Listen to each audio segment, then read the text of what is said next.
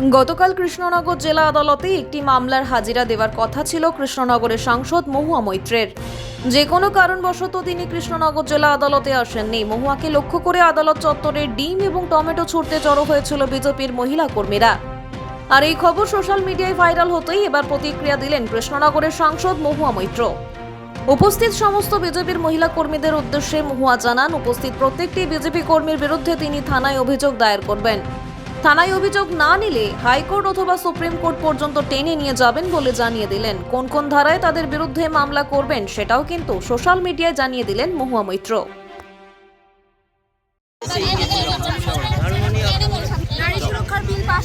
বলছি কি জন্য এসেছেন কোর্টে আজকে? আপনারা কেনই বা এসেছেন? আমাদের কাছে খবর আছে আজকে আমাদের কৃষ্ণনগরের সাংসদ অপদার্থ সাংসদ মহুয়া মৈত্র আজকে এখানে আসবেন, তাই ওনার ওপরে আমাদের যে ওনার কি পরিস্থিতি আমরা কিন্তু উনি তো ভয় পেয়ে গেছে। উনি 10টা আমরা মনে করছি মহুয়া মৈত্র আজকে আসবে এখানে, ঠিক আছে? যার জন্য আমরা মহিলা মোর্চা থেকে সবাই এসেছি। বিজেপি মানে কিসের জন্য আসবে এখানে? বরণ করবো ডিম দিয়ে। মহুয়া মৈত্র মূলত এখানে কিসের জন্য আসবে? এখানে কোনো দরকার আছে আসবে গাড়িতে। উনি গাড়িতে গেছে কথা বলেছে। এখন আমরা এসেছি 10টার আগে, উনি তো এসে এখনো পৌঁছালোই না। ভয় পেয়ে গেছে, বুঝলেন তো? যদি দেখছে ডিম পচা মারছে সবাইকে, ঠিক আছে? কি নিয়ে আসবেন আপনারা?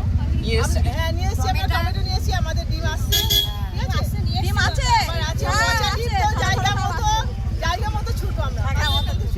পচা ডিম হাত বন্ধ হয়ে যাবে, হাত গন্ধ মতো লাভ নেই। মূলত এই মহুয়া মৈত্রের প্রতি আপনাদের এত ক্ষোভ কি কারণ? কারণ গত মঞ্চে আমাদের মা কালীর নামে কথা বলেছিল, সেটাই এটা নিয়ে প্রথম রাগ আমাদের। নমস্কার, আমি কৃষ্ণনগরের সাংসদ মহুয়া মৈত্র বলছি। এই মেসেজটা, এই ভিডিওটা আমাদের বিজেপির ছোট্ট ছোট্ট মহিলা কর্মীদের জন্য।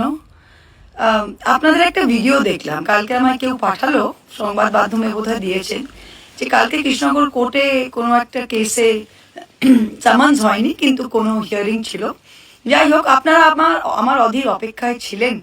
আপনাদের প্রত্যেকটার মুখ দেখা যাচ্ছে। আচ্ছা, এই বিজেপির মহিলা কর্মীদের আমি বলতে চাই যে আপনাদের তো বিজেপির দাদারা তাতিয়েছে, বলেছে যান যান, হিরোইন হবেন, হাতে ডিম টিম নিয়ে অপেক্ষা করুন, মহুয়া মৈত্র আসবেন।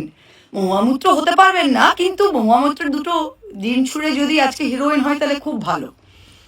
আচ্ছা, মহুয়া মৈত্র উজ্জ্বল বিশ্বাস নয়। প্রত্যেকটা দিদিমণিকে বলি, বিজেপির সুন্দর সুন্দর মহিলা কর্মীদের, যে রাজনীতি আমিও করেছি, আপনারা অন্য পার্টি করেন, কিন্তু একটা সিস্টেমের মধ্যে রাজনীতি করতে হয়। আমি এমএলএ হয়েছি, এমপি হয়েছি, কোনো দিন কোনো বিজেপি কর্মী পর্যন্ত, কোনো নেতা পর্যন্ত, শুভেন্দু অধিকারী এসে মিটিং করেছেন কৃষ্ণনগরে, আমাকে অনেক বলেছে পাল্টা মিটিং করো, অনেকে বলেছিল আপনি কালো পতাকা দেখান, আমি বলেছিলাম না, সবার গণতান্ত্রিক অধিকার, এসে মিটিং করবে যাবে, কোনো প্রবলেম নেই। তা আপনাদের মুখ তো দেখা যাচ্ছে, আমি তো উজ্জ্বল বিশ্বাস নই, আপনাদের মুখ দেখা যাচ্ছে, আপনারা যে আমার জন্য অপেক্ষা করছেন হাতে ডিম নিয়ে, প্রত্যেকটার মুখ দেখা যাচ্ছে। You can be recognised, you can be identified. এখন আমি কি করব? আমি তো এফআইআর করব। আপনারা হয়তো বলবেন যে না, পুলিশ তো আমাদের, পুলিশ তো বিজেপি, কিচ্ছু যায় আসে না। এফআইআর যদি না নেয়, আমি বাই নেম 156(3) করছি ম্যাজিস্ট্রেটের কাছে। ম্যাজিস্ট্রেট যদি না শোনে, সেটা আমি হাইকোর্ট করব। হাইকোর্ট যদি না করে, আমি সুপ্রিম কোর্ট করব। তাই প্রত্যেকটা মহিলা, আপনারা যে ডিম নিয়ে 2 মিনিটের জন্য হিরোইন হতে সেজেছিলেন, আপনাদের কিন্তু আগামী 3 বছর কোর্টে হাজিরা দিতে হবে। তখন কিন্তু কোনো বিজেপির দাদারা আপনাদের বাঁচাবে না। আপনারা মধ্যবিত্ত শিক্ষিত পরিবারের, দেখে তো মনে হচ্ছে ভালো কাপড় জামা পরা, সুইটলি দাঁড়িয়ে আছেন, তাই আমিও আপনাদের ভালো চাই। তাই মহুয়া মৈত্র নির্বাচিত সাংসদ। মহুয়া মৈত্র কেবল কৃষ্ণনগরের 4টে ওয়ার্ডে জিতে আসেনি, মহুয়া মৈত্র পুরো কৃষ্ণনগর লোকসভা কেন্দ্র থেকে নির্বাচিত সাংসদ। বুঝতে পারলেন? 60,000 ভোটে লিড পেয়ে আমি এই কেন্দ্র থেকে জিতেছি। তাই 2029 অবধি আমি এমপি আছি, এবং আমি দাপটে সসম্মানে নিজের এলাকায় থাকি এবং থাকবো। তাই আপনারা যদি বিজেপি দাদাদের কথা শুনে ক্যামেরার উপরে নিজের মুখ দেখিয়ে ডিম নিয়ে দাঁড়িয়ে থাকেন, তাহলে আগামী দিনে 156(3)টাও আপনারা ফেস করবেন। আগামী দিনে হাইকোর্ট, সুপ্রিম কোর্টে হাজিরা দিতেও কিন্তু আপনাদের যেতে হবে। এই সুন্দর মিষ্টি কথাগুলো আপনাদের জানিয়ে রাখলাম।